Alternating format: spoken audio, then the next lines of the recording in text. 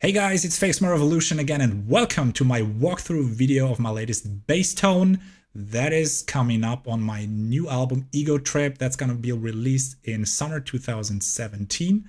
And I say walkthrough and not how to because I want to make you know why you do certain things to your bass effect chain and not how to do it. So you won't see me tweaking EQ bands and Q values in this video, but you will hear me explain why exactly I chose to do what I did. Okay, that's a great difference. I want to make you know why you do certain things and not how.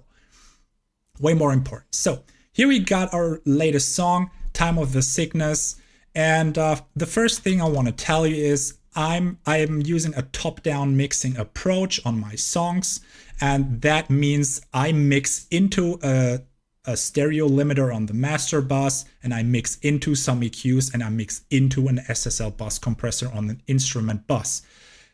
If you're not familiar with top-down mixing and this approach seems new to you, I have a nearly 2-hour video available on my channel about my metal mixing approach, and I strongly recommend you to watch that video first and then come back to this so you understand why I'm mixing into these plugins. But the explanation of that should not be part of this video. So take a look at my mastering channel right here. I have the stealth limiter from IK Multimedia enabled to push up my volume and get a little bit of limiting running. This is how I start mixing usually. I deactivated the EQ, the Multiband Compressor, and the Saturator because those 3 plugins are added in the very end when I'm done bass mixing, and I don't want to cheat on you here. I want to mix my bass like I want to show you how I mix my bass, how I really did with all the plugins enabled in my chain that were enabled when I mixed the bass. So you see that stealth limiter here enabled. Then check out my instrument bus here. This is a bus where all my instruments like synth, if I have any, guitars, bass, and drums run through and get processed by 3 plugins. There is this EQ, or these 2 EQs here. They're rather drastic changes right here. If you want to know more about these decisions, please check out the mixing approach video. It's all in there. And I'm running through an SSL bus compressor. This compressor holds the mix together and I mix into that. So these plugins are actually applied before I start mixing any individual instrument like drums, bass, guitar, synth, or vocals, right? These plugins are there. And that is my starting point. Cool. First, I want to give you a little preview of how my bass tone sounds like. First, I'm going to play back the whole song without vocals. This is not necessary right now. Nobody cares about the shouting, right? And then I'm going to deactivate the synth and the guitar so you actually can feel what the bass does to the mix, how it feels, and how it contributes to the low end in the mix, right? So here you go.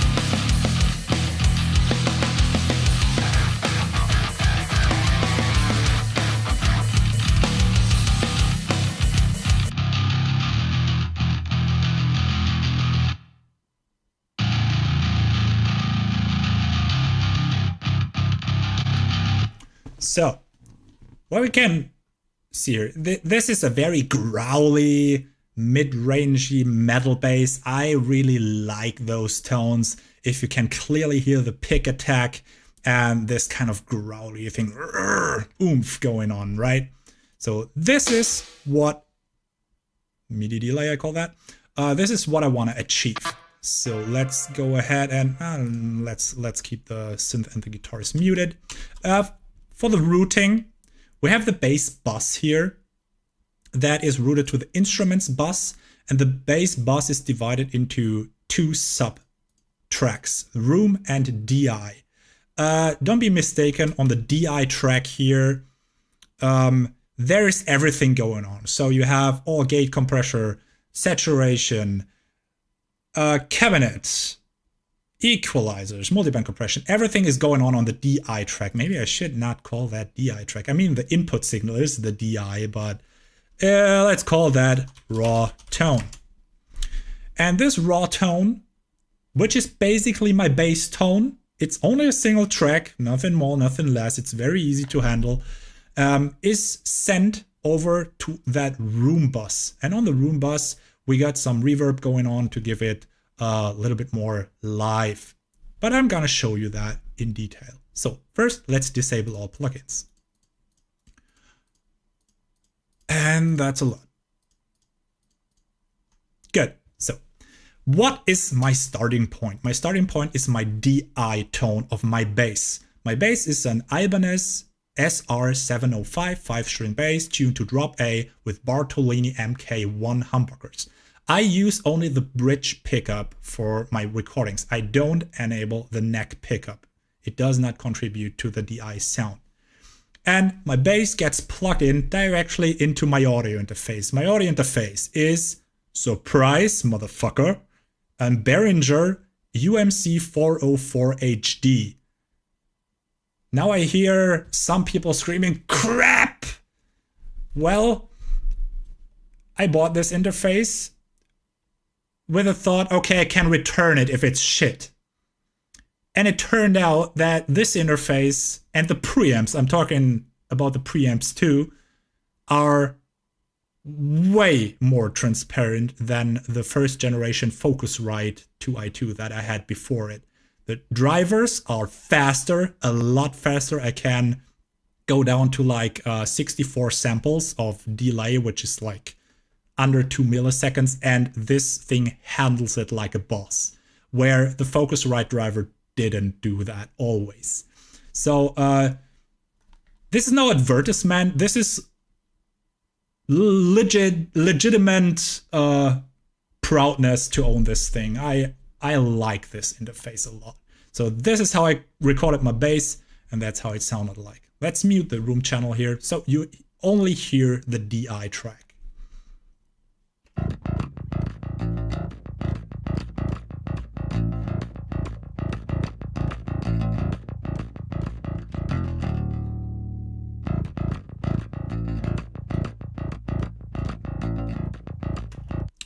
Very basic tone, okay? So, first step, gate. I like to apply gate to the bass because not too much. What I don't want to achieve with this gate is I don't want to cut off the notes like compared to a guitar track, a distorted guitar track. If you have a lot of mutes going on like da da da da da da da, that the gate always cuts off the note at the end and it sounds crisp and clean. This is not the case here. What I want to achieve is if I don't play the bass so that the bass doesn't make any noise. That is the only thing, because I don't necessarily cut out the silence here. This is a thing, well, I just don't do, and for that reason, if there is some silence, I don't want to have any distortion, any interference in my tones, and that's why I'm applying that gate. It's at -35, it's fairly high, but for a bass recorded that hot, it's fairly low in my opinion. So the notes don't really get cut off. You don't see the gate working in this part of the song here.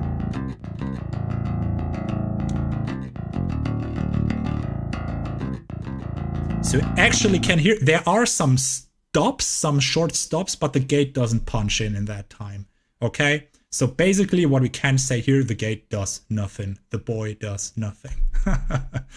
Okay, next in line, compression. I usually like to compress the shit out of my bass. minus 6 dB or 6 dB gain reduction, even more, 9, 10.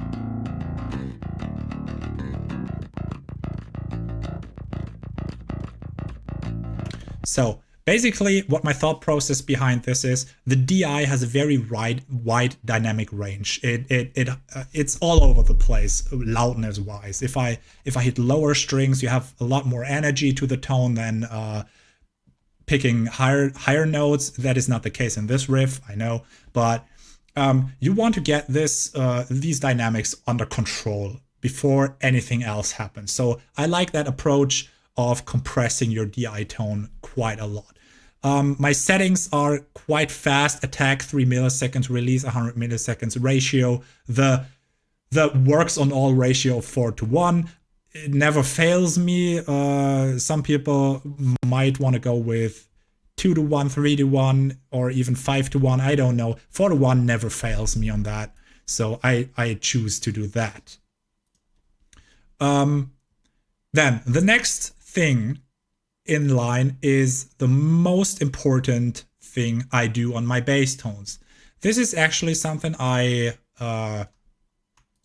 have from Nolly, Adam Getgood, the mixing engineer of Periphery. He mixed Periphery 3 Prayer Precision on Nail the Mix, and there he did that little trick with the FabFilter Saturn. I like that a lot. So basically, thought process behind that. Some people go ahead and they split their DI signal into 2 tracks, or they even copy that. And the purpose of that is they high cut one track and the other track gets low cut. So you split frequencies so that the first track only has the low end of the bass and the second track contains only the high end. And what they go ahead, they leave the low end alone and they distort only the high end. And the FabFilter Saturn plugin is capable of doing that in the plugin, so I don't actually have to split my DI track to 2 tracks. I can do that within the FabFilter Saturn plugin, and this is how it works. So I can introduce a band here, a crossover band, and I do that at 300 Hertz. That just worked great for me. Now, I apply a little bit of warm tube saturation to the low end, but on the high end here, everything above 300 Hertz, I apply a heavy saturation. A heavy saturation is really not the right term here, because this actually sounds more like a metal distortion. A little bit fizzy maybe. And you see what that does to my tone if I actually enable it. So let's go for that. Where's the switch? Does this thing has a global switch? Not really. I can enable, disable the bands, but a global switch not there. What is this, FabFilter? Do better, please. Good.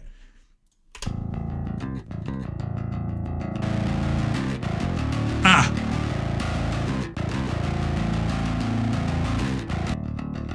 This is raw.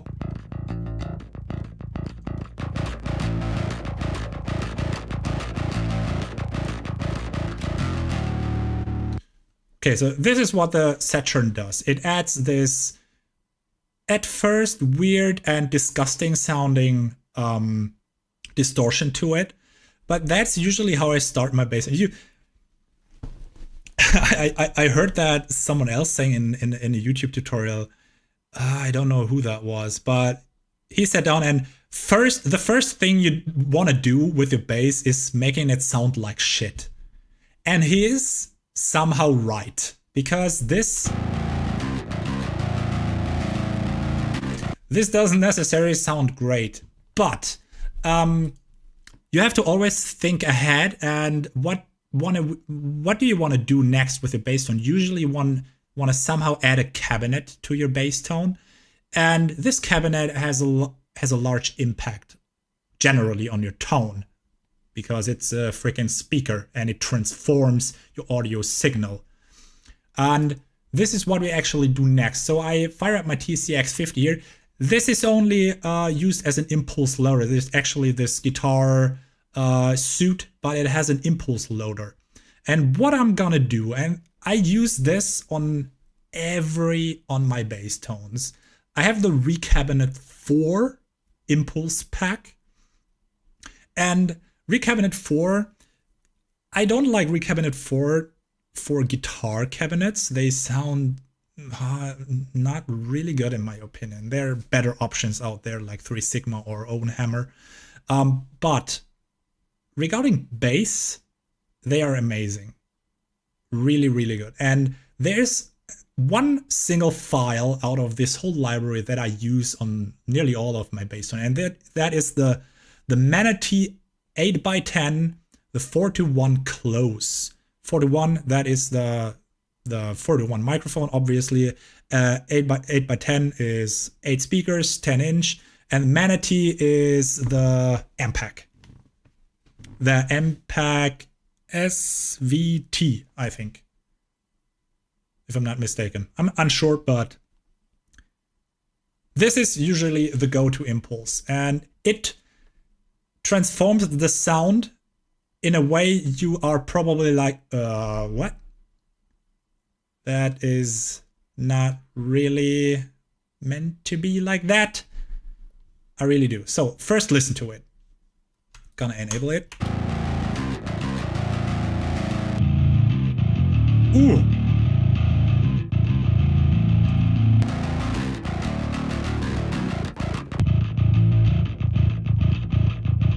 So with the fab filter and the cabinet, we transform this to this.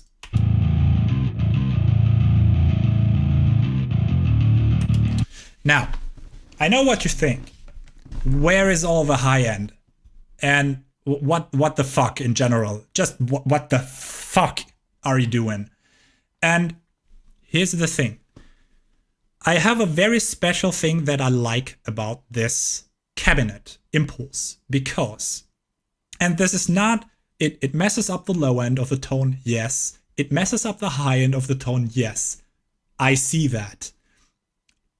But it works with the fab filter Saturn distortion very well. And I like what the cabinet impulse does with the distortion sound.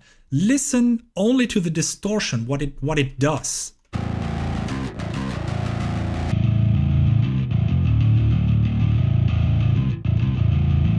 You have this very static distortion noise going on your bass. And this is kind of independent how heavy or weak you play your bass.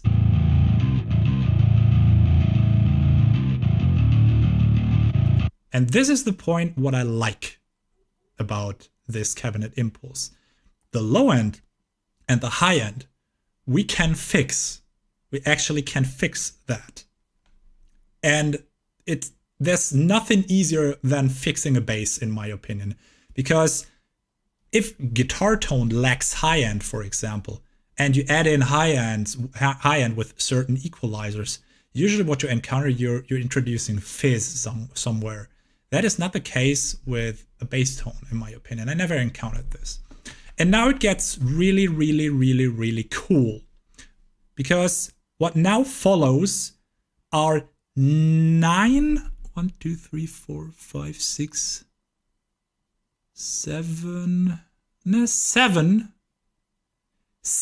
equalizer plugins in a row. And probably you're again, what the fuck is going on? What am I watching here? What is this shit, you scrub? You may be right, you may be wrong. This is actually something I also learned from Nolly on the Nail of the Mix session, because he did something I would call committing mixing. And what does that mean, committing? You commit to a tone that you just created. So we are at the stage, we have no EQs applied to the tone. And now, yes, the first thing that you probably encounter if listening to that bass is, yeah, we need more high end. Sure, if we enable the bass and the whole rest.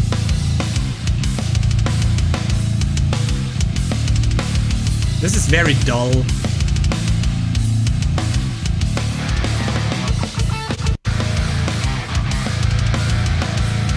This is just a rumble in the box, not really a bass tone, I would call that. That rumbles around somewhere deep below 100 hertz, and it does not contribute to the tone of the overall song in any way. So now what Nolly did is he mixed his bass tone step by step. What does that mean? We have a certain state right now, and we analyze that state. Right now, we analyze and we make the decision we need high end. So let's add high end. How we do add high end? Equalizer. I opted for the classic equalizer of IK Multimedia because I know for certain this is a very, very clean equalizer when it comes to high frequencies. It does not get this fizzy sounding. It is very transparent. That's why I chose this equalizer, for example, over the fab filter for this purpose. So you see me doing a slight dip here at 630 hertz. That was a decision to get that rumble a little bit under control. And the other two bands is like 8 dB and 10 dB boost. 8 dB at 4.4 kilohertz and 10 dB high shelf starting at 5.8K. Holy shit. Okay, let's listen to that, what that does.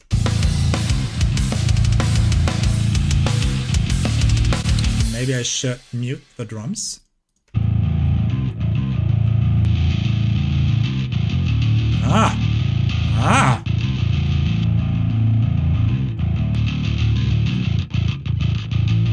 The mid. There's a little bit of rumbling going on.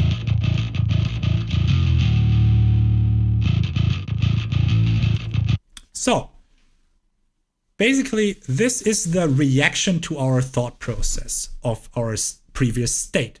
We said, my thought process behind that, okay, I need high end, a lot of high end, and obviously I thought about the 630 hertz that there was going on a little bit of rumble. So now we did that. And now we have a new state of the bass tone.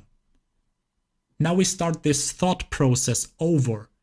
But if we come to a conclusion, a new conclusion, what we need, what the bass tone is lacking, we don't want to go back into that equalizer plugin and go like, okay, we need some less low end, let's cut off here.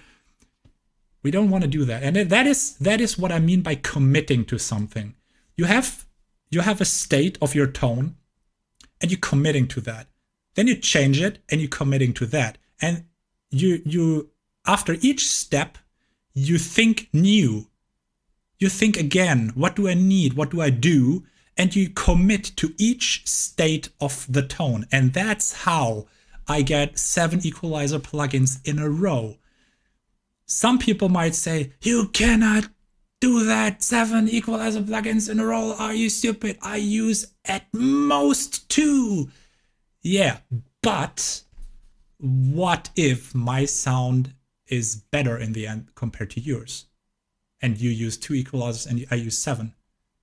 Conclusion, don't let yourself get restricted by rules that don't do anything. Some people out there have established rules like don't use more than 2 equalizers on your bass. What the fuck is that? That is nothing more but plain bullshit. Why do you establish such rules? That makes no sense. It's so dependent on your source material, what you do with the audio, and you have to make decisions. And if a decision implies that you have to add more and more equalizers over time, and your audio signal gets better with that, why the fuck shouldn't I do that? Tell me. And this is exactly what we're doing right now. Cool. So let's listen to the bass again, and together with the drums first here. A lot more present right now due to the high end.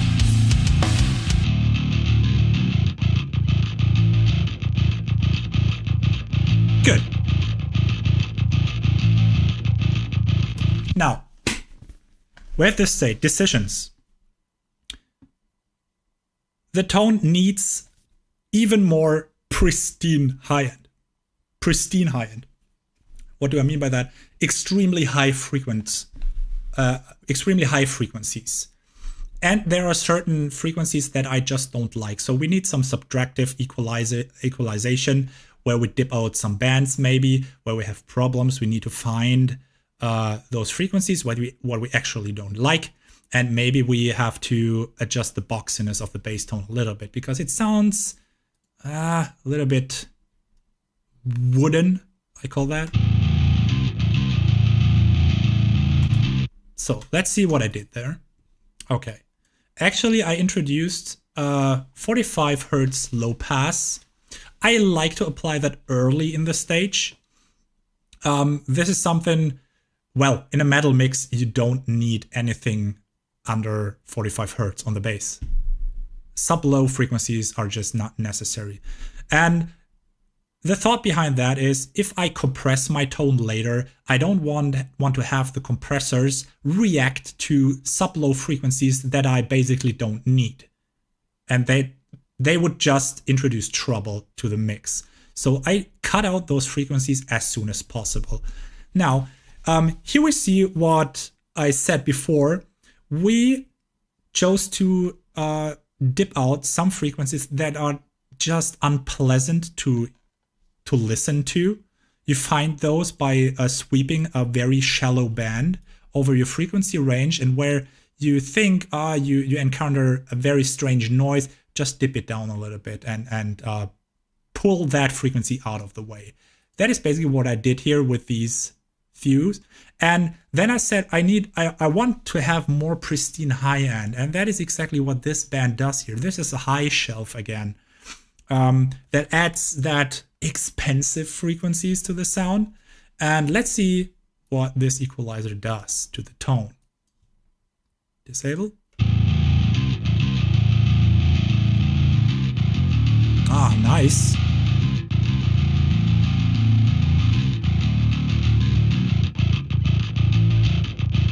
A little bit dull. You can hear that frequencies, that high presence starting to kick in.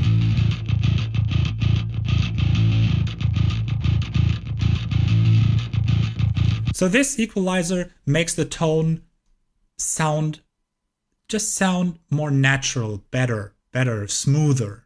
You smooth out the frequency range a little bit here. Cool. Now we have a new state of the tone. We commit to that. We don't change that equalizer again. And here is the next thought process. Okay, this is a personal equalizer right there. A really personal one, okay? So let's listen to drums and guitars and bass.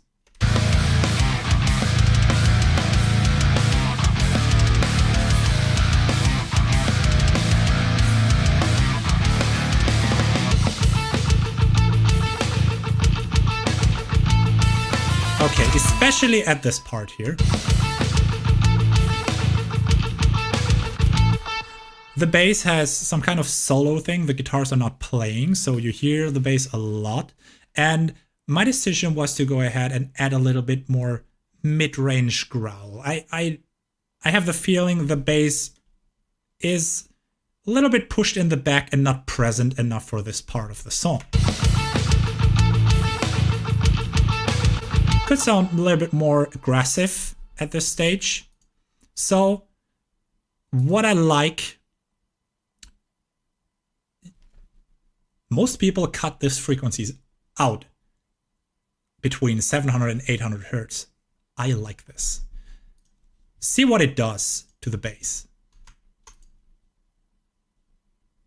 Let's get rid of that for a minute here. Only see what exactly that band does.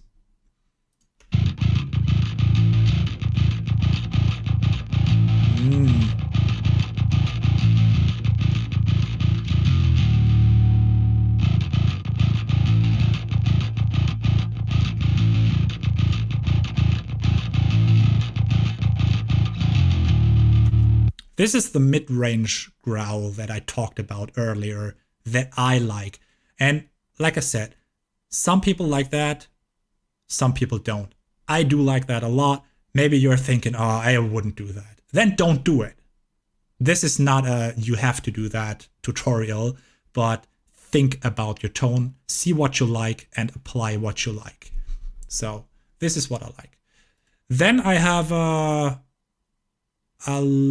high cut here above 10,650. Okay. Thought process behind that, we're talking about bass. And you have guitars on your metal songs that are driving the high end, and you have vocals and you have maybe a synth melody. Those are responsible for the high end. Your bass is responsible for what?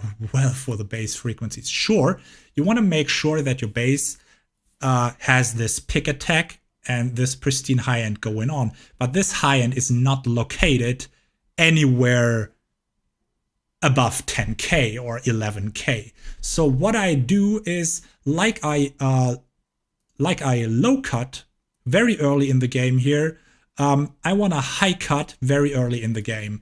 So this is actually the high cut filter that I just applied to the bass tone, because I know I won't need those ultra high frequencies. If I talk about high end in the bass tone, I'm talking about between 3K and maybe 9 or 10K, max 7K maybe.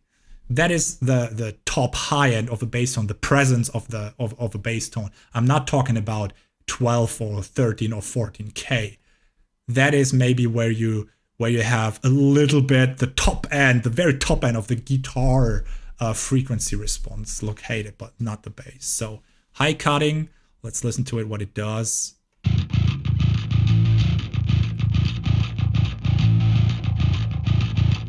Maybe just that.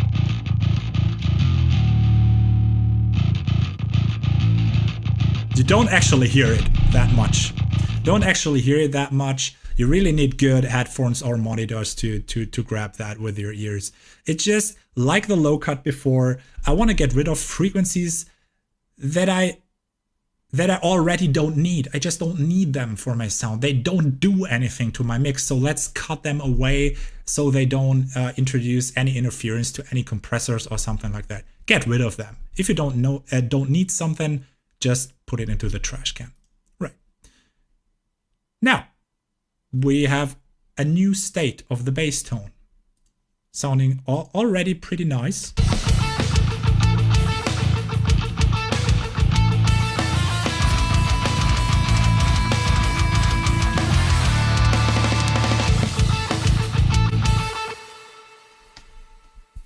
What could that be? We see another high cut. Okay, dude. What the fuck is going on with you? You introduced a high cut at 10,600. And now you want to tell me you introduced a high cut at 6.1 kilohertz. Are you fucking stupid? Well, this is a decision I made after this state of the game. I have this. And then I thought, okay, how far can I push this? How far can I push my frequencies out of the tone until I realize that something happens? And how do I do that? For this purpose, I go ahead and enable the guitars and the drums, and I listen closely to the bass tone. What happens if I pull that high cut further to the left? And I try to find that point where I actually hear something happening. All right, so let's do that. Let's enable the EQ, the new one. And for the time being, I want to disable those 3 bands because those are other decisions I made at this state. So let's grab this frequency band here, pull it all the way to the right, doing nothing, and listen to the song.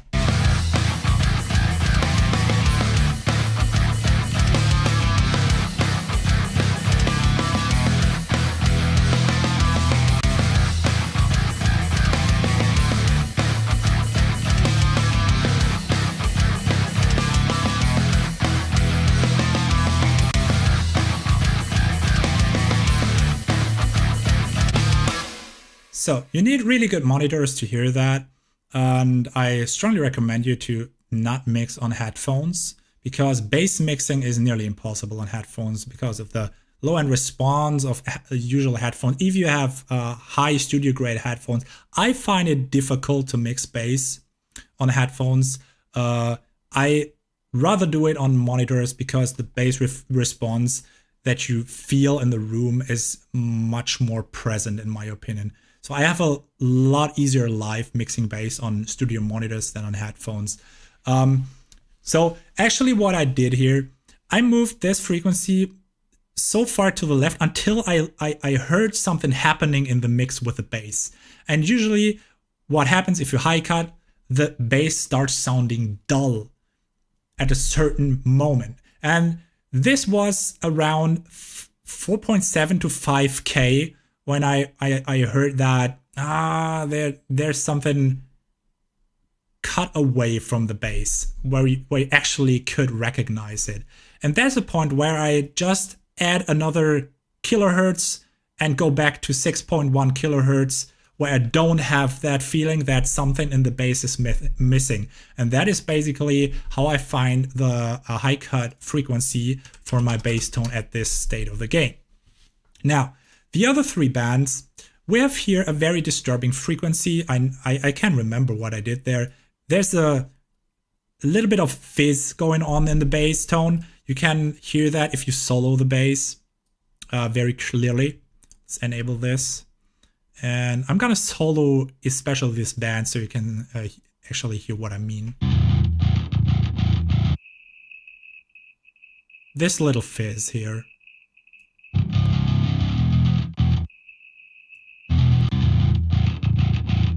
Now it's there.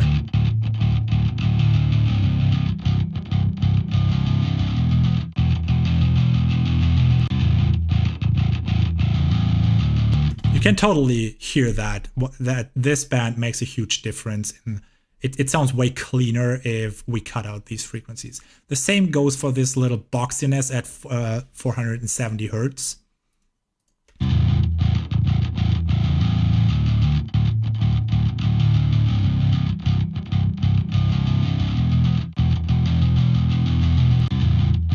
It's not that boxy sounding. And this frequency band has nothing to do with the bass tone at all. This frequency, 65 Hertz, this is the main energy frequency of my kick drum. So I went ahead and played back the kick and threw an equalizer on my kick and checked where is the main bass energy of my kick drum located. And I figured that this was located at 65 Hertz. So I want to have a transparency going on between bass and kick. So whenever the bass plays and the kick is going simultaneously, and that happens a lot of times in the song, I want to cut out where the bass has its main energy. And in the opposite, you can imagine that, on the kick, I filter out the main energy of the bass, and that is laying around, well, 80 to 85 Hertz here. No, I'm talking shit right now. What's that? 110 to 130 Hertz, okay? So on the kick, I filter out the main energy of the bass. On the bass, I filter out like -3 to -4 dB, the main energy of the kick. This has nothing to do with the bass tone as this, okay? Now we have a new state of the bass tone.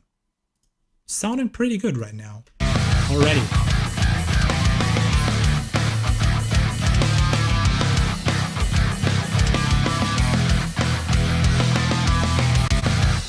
Maybe not as crisp as I would like it to be. Okay, okay. Just what I said. Interesting. My thought process seems to be the same compared to when I mix the bass, actually. This is not made up what I do here. This is just improvisation, basically. I didn't actually prepare for this video. So we have another dip at 430 in the last equalizer. If we look at it, we have a dip at 470. So maybe I just wanted to get rid of another little boxiness here. And there were obviously two frequencies that I didn't like at this state of the game. What are they? Another fizz. Annoying. And another one. Let's quickly listen to the difference these two equalizer bands make.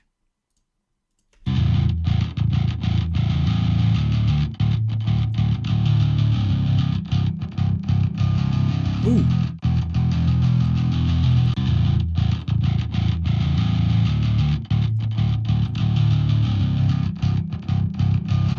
So they just clean up the tone further. This is, you can follow this train of thought. I'm going further with my equalizer plugins, and every equalizer plugin tweaks the bass tone in a better way. Everything, every single band, every single knob that I apply makes the bass tone better, more transparent, cleaner, and so on and so on. That's how I end up with so many equalizer plugins. Now here is a boost of the high mids, 1.5 kilohertz. I like this frequency. This is also a taste thing. We have here the little dip for the low mids. We know that from the last equalizer. This is a taste, definitely a taste band again. Mid growl.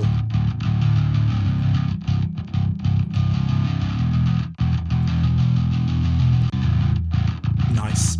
Overall plugin.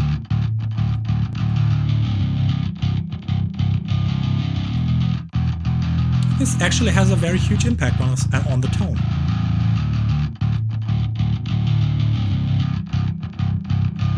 Makes it a lot more pleasing to my ears. Good. Let's listen again. Always re-listen to your overall mix. What does the bass do in your mix? That's very important.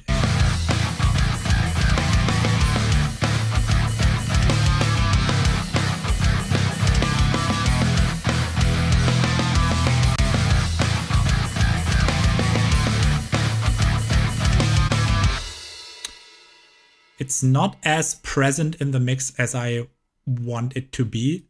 We boosted that 1.5 kilohertz, but I think there's something missing in the top end still. And I'm talking again about the bass top end, okay? Not the top end in the frequency range. I'm not talking about 18K or something like that. So let's see what we have here. Surprise, surprise. Ooh. Holy fuck. Good. Nice. 15 dB boost high shell filter starting at 3.47 kilohertz.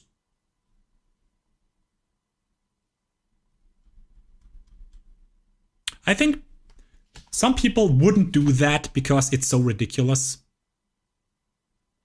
But I don't care because no rules when it sounds good. If it sounds good, you did something right, correct? That's the only rule that is true. If it sounds good, you did something right. If it doesn't sound good, you did something wrong. That's the only two rules that apply to audio production, right? Let's see what we did here. That surprises me. What did I do there?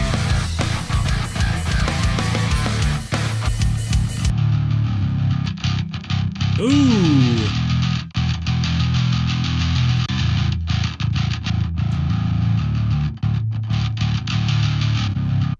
We need the mix to get what that does.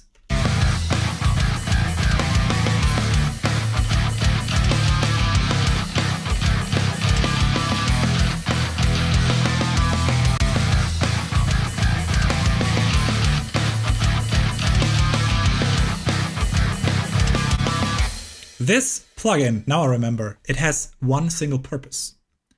Make the pick attack audible in the mix. This way, bypass, you cannot hear the pick attack in the mix. On the solo bass tone, yes, but not in the mix. There's no pick.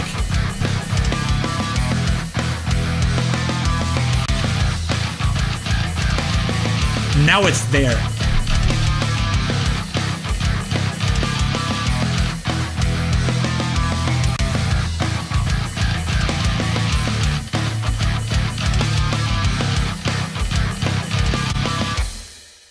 I want to present to you an alternative, how I would do it now, maybe. I think nowadays I would grab a very high frequent band and just pull that up, not a high shelf. I have to admit, I wouldn't do that in order to introduce pick attack. I would rather go for a bell. I'm pretty sure I would go for something like this to introduce pick attack into the song. But I didn't. And well, that's real life. That's how you learn. Good. What's that? Okay, this is the basic high and low cut, the final one. Okay, we're done with EQing. So this was the committing stage. We stepped through every EQ plugin.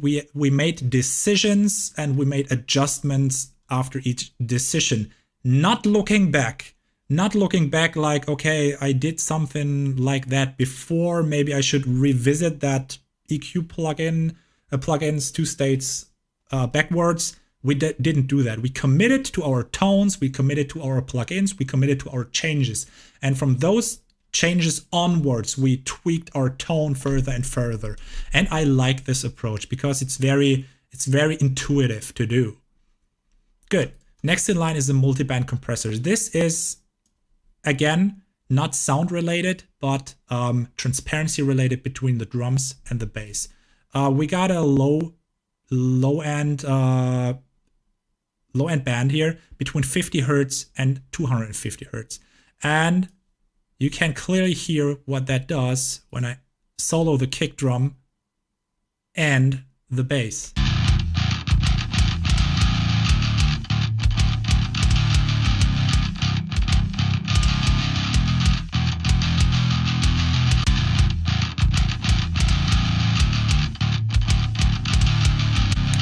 This is sidechain multiband compression, or sidechain single band compression right here. I use the kick input, the kick signal, as a sidechain input for my multiband compression for this band here. And whenever the kick hits, I decrease the volume, or I compress the lower energy part of the bass. What that does is, imagine I have a strumming part where the bass is strumming 8th notes, and I have a double kick part over that with 16 notes on the kick drum. You will have an energy buildup in that lower frequencies, and bass and kick will fight for these frequencies and become intransparent because of that.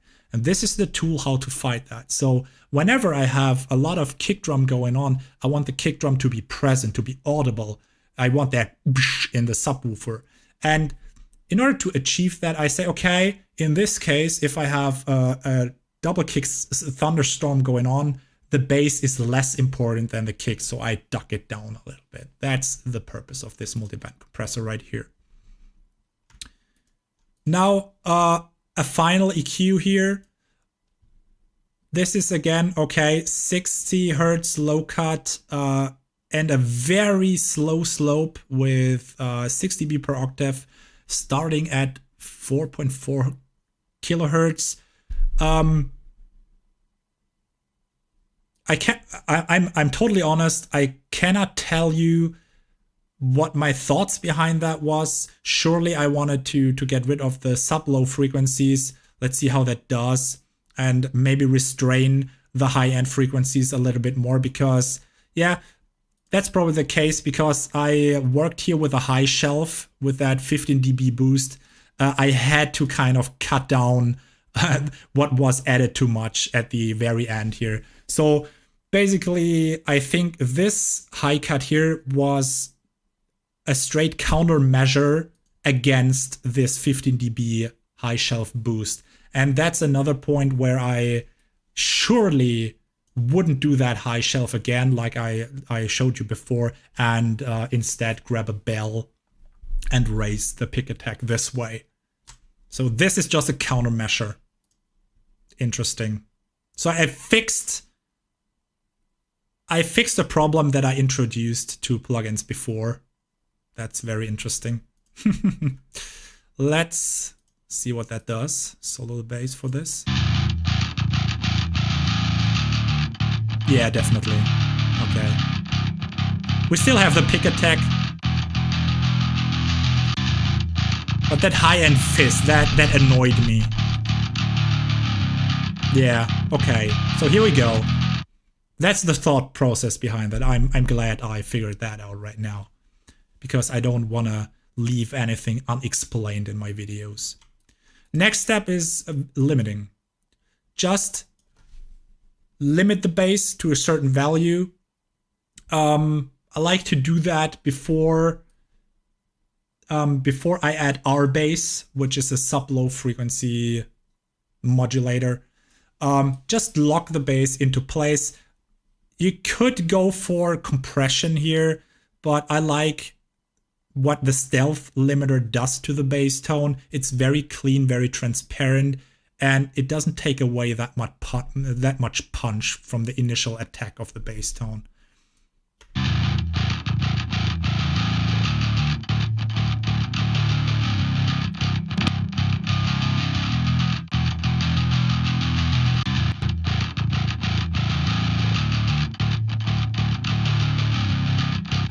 So sound-wise, not much going on here, just locking the bass volume more into place.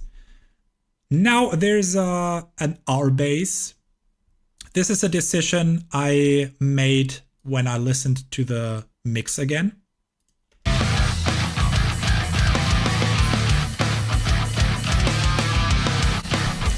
And that is something you probably don't hear on headphones. R bass is a plugin from Waves Audio that introduces sub-low rumble frequencies, resonances to the bass that, how do I describe that? That add fatness to the bass. More body, more drive, more subwoofer. It adds more subwoofer. Let's put it this way. I can overdo it with that, so you can listen to it, what it does actually to the bass. And it's only a slight thing. I just minus 80 dB. So you choose your frequency where you want to add that energy, and this is 80 Hertz, because at 80 Hertz to 100 Hertz, that's where my fundamental of the bass tone is located. So I want to emphasize that and see what that plugin does to the bass. It's very essential.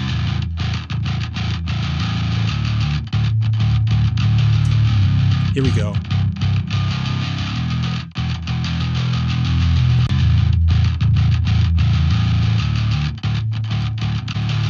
The subwoofer rumble, right? So a slight boost here.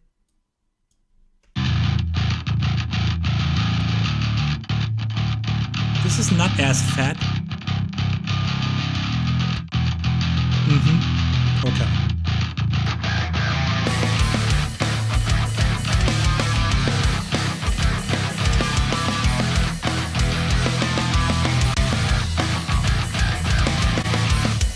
Adds a little bit more boost in the low end to the overall mix.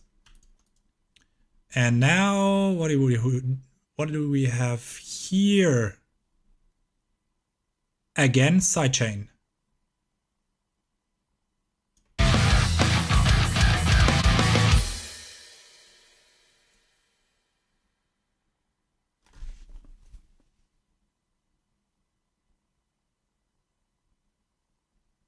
Mistake. It's a mistake. I added the same multiband equalizer kick sidechain twice.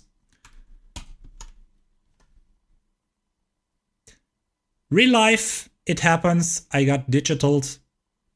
I introduced the same plugin twice, or maybe I added it at the end and thought and didn't see the other one. It makes no sense to add twice the multiband sidechain compression to the kick twice. Must have been a mistake. I don't cut this out of the video because that's real life. You get fucked by your own mixer sometimes. It happens. I released it with 2 plugins on the mix. This song is already out there on Spotify and Deezer. I know that. Now I know there's a mistake in it. I'll fix that on the album, okay? Okay.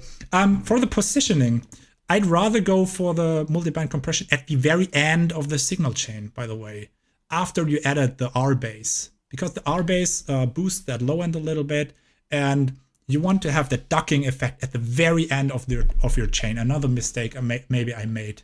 It was right here between the classic EQ and the Q2. Should have been at the end from the start. Should have been at the end from the start. Ugh. Okay, good. We're nearly done. Basically, the tone is done now. We're finished. But there's something more to it. First thing, room. We need a little bit of life in the bass. That is the same thing I do on digital guitars. Bass for me needs a little bit of life. And if you don't record real bass, a real bass cabinet in a room where the room sound gets absorbed in the microphone, and you have that natural live room sound already in your tone on the microphone, you have to add that artificially somehow. So what I like is to add a little bit of that bathroom room reverb onto the bass tone. Therefore, I go ahead and send all this bass tone that I got here over to the room fader, or to the room track, sorry, and add in a classic room reverb, a very short one. It has a decay time of 250 milliseconds of time. That's very, very short. So you don't have that long reverb tail. And I low cut the reverb, not the bass tone, only the reverb. And the reverb sounds like this.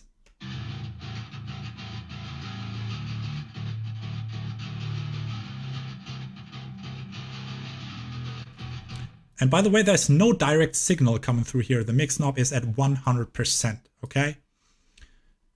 So let me pull down that fader, solo the bass, and then I bring up that fader with the room reverb and see what happens to the bass tone.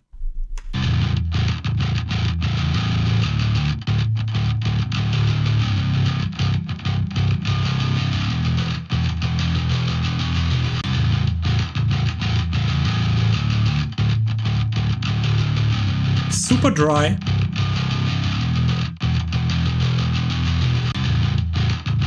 That's obviously too much. And I ended up at -8. If I mute that,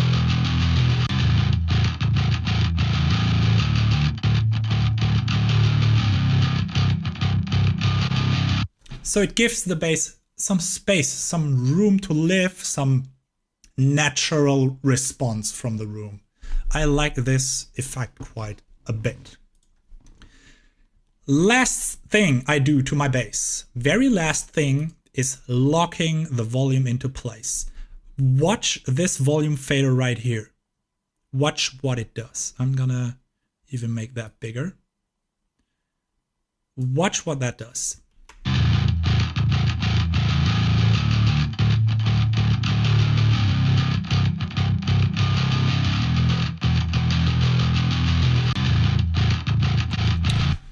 It jumps around quite a bit, and you don't want to let that happen in your metal mixes. Usually have a problem with bass dynamics in the following way. There's always a single bass note that has more energy like others. You often encounter this in mixes where where a riff or a melody is playing and there are 3 notes, and one note seemed to be much more bass heavy and energetic compared to the others. And to work against that, I like to lock the volume of the bass into place. How to do that? I introduce a brick wall limiter for that. And I really lock that bass volume at a certain point. Nothing gets above that. I really limit it. I cut it off.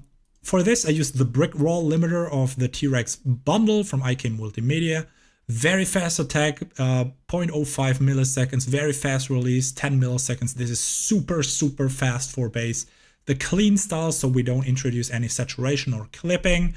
And it doesn't change the sound, really. There's nothing happen to, there does nothing happen to the sound, but see what the fader does now.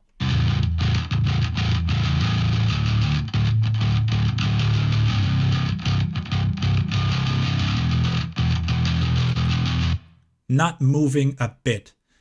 Why is that good? That is good because, like I showed you in the beginning, all instruments are routed through the instrument bus, and there's that bus compressor on here. And a compressor struggles with audio material that has a high dynamic range. It affects other instruments accordingly. And you don't want to let the bass hover around and affect the input of the compressor that much. If the bass is locked into place, the compressor has a lot easier or a better time living and adjusting the audio according to the drums, guitars, and everything together. So this is what you usually want to do in a metal mix. I don't basically like very dynamic bass or dynamic ranges on bass on metal mixes. And now we're done. Let's listen to it. Only guitar, bass, drums. Where are we at?